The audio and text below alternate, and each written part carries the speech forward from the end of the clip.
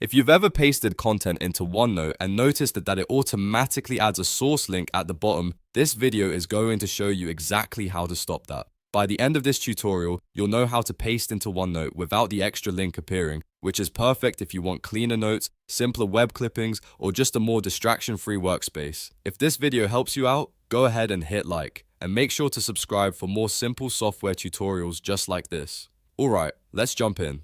To begin, open OneNote on your computer. Once OneNote is open, look to the top left corner of the window and click File. This opens the main Backstage menu where you can access the app settings. From the list on the left side, scroll all the way down and click Options. This is where OneNote keeps its built-in preferences and advanced settings. After the Options window appears, select the Advanced tab. You'll usually find this tab in the left-hand panel of the Settings window. Once you're inside the Advanced settings, scroll down until you reach the Editing section.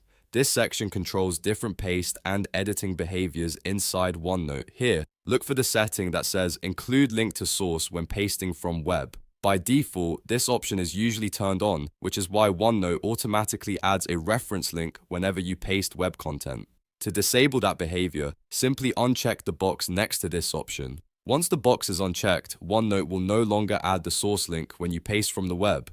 This is the key step that gives you cleaner pastes without that extra clutter at the bottom. After that, just click OK to save your changes and close the options window. From this point forward, when you paste web content into OneNote, it should no longer include the automatic source link. That means your notes will look cleaner and more streamlined, especially if you paste a lot of screenshots, snippets, or web clippings. If you ever want to turn this feature back on later, you can always return to the same advanced settings and check the box again.